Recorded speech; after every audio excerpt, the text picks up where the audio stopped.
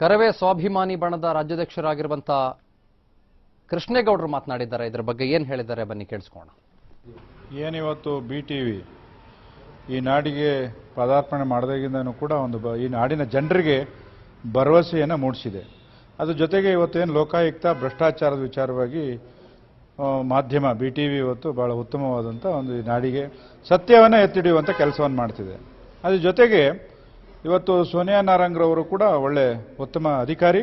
ಅದ್ರ ಬಗ್ಗೆ ನಾವು ಪ್ರಥಮವಾಗಿ BTVನಲ್ಲಿ ಅವ್ರನ್ನ ಪ್ರಶಂಸೆಯನ್ನು ಮಾಡಿದ್ದು ಕೂಡ ಉಂಟು ಒಂದು ಚರ್ಚೆಯಲ್ಲಿ.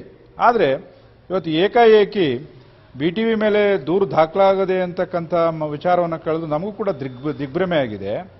ಇವತ್ತು ಮಾಧ್ಯಮ ಸತ್ಯವನ್ನ ಎತ್ತಿಡಿಯುವಂಥ ಸಂದರ್ಭದಲ್ಲಿ ನೀವು ಅವ್ರನ್ನ ಬಾಯಿ ಮುಚ್ಚಿಸುವಂಥ ಕೆಲಸ ಮಾಡೋದಿದೆಯಲ್ಲ, ಇಂಥ ಒಳ್ಳೆ ಅಧಿಕಾರಿಗಳಿಗೆ ಶೋಭೆ ತರುವಂಥದ್ದಲ್ಲ. ಈ ನಾಡು ಇವತ್ತು ಬಹಳ ಅಧೋಗತಿಗೆ ತಗೊಂಡು ಹೋಗುವಂಥ ಸಂದರ್ಭದಲ್ಲಿ ಮಾಧ್ಯಮ ಇವತ್ತು ಒಂದು ಒಳ್ಳೆ ಕೆಲಸ ಮಾಡ್ತಾ ಇದೆ. ಅದಕ್ಕೆ ಪ್ರೋತ್ಸಾಹ ನೀಡಬೇಕಾಗಿತ್ತು.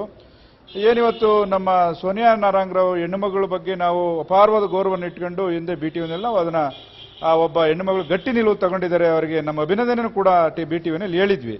ನಮಗೆ ಬಹಳ ನೋವಾಗ್ತಕ್ಕಂಥ ವಿಚಾರ ಅಂದರೆ ಇವತ್ತು BTV ಮೇಲೆ ನೀವು ದೂರು ದಾಖಲಾತಿ ಮಾಡ್ತಕ್ಕಂಥದ್ದು ಒಳ್ಳೆ ಬೆಳವಣಿಗೆಲ್ಲ. ನೀವು ಕೂಡಲೇ ನಿಮ್ಮ ಮುಂದಿನ ನಿಮ್ಮ ಹೆಜ್ಜೆ ಬಹಳ ಉತ್ತಮವಾಗಿರಬೇಕು. ಆ ದೃಷ್ಟಿಯಿಂದ ನಾವು ನಿಮ್ಮಲ್ಲಿ ಮನವಿ ಮಾಡ್ಕೊಳ್ಳೋದಿಷ್ಟೇ, ಒತ್ತಾಯ ಮಾಡೋದಿಷ್ಟೇ. ಮಾಧ್ಯಮಗಳಲ್ಲಿ ನೀವು ಕೇಸ್ ದಾಖಲಾತಿ ಮಾಡ್ತಕ್ಕಂಥದ್ದು ಒಳ್ಳೆ ಬೆಳವಣಿಗೆ ಎಲ್ಲ. ಈ ರಾಜ್ಯಕ್ಕೆ ಒಳ್ಳೆ ಸಂದೇಶ ರವಾನೆ ಆಗೋದಿಲ್ಲ.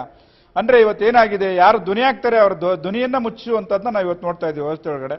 ಅದಾಗಬಾರ್ದು. ನೀವೊಬ್ಬ IPS ಅಧಿಕಾರಿಯಾಗಿ ಈ ರೀತಿ ಮಾಡ್ತಕ್ಕಂಥದ್ದು ಒಳ್ಳೆ ಬೆಳವಣಿಗೆ ಅಲ್ಲ.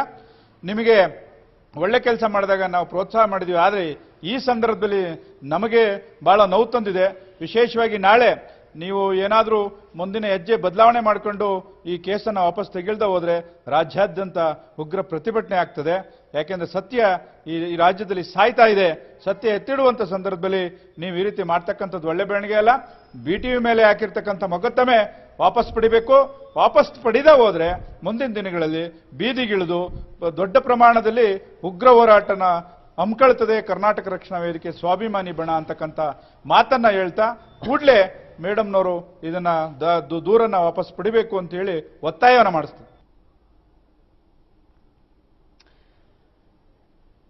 ಇದೀಗ ವಿಶ್ವನಾಥನ್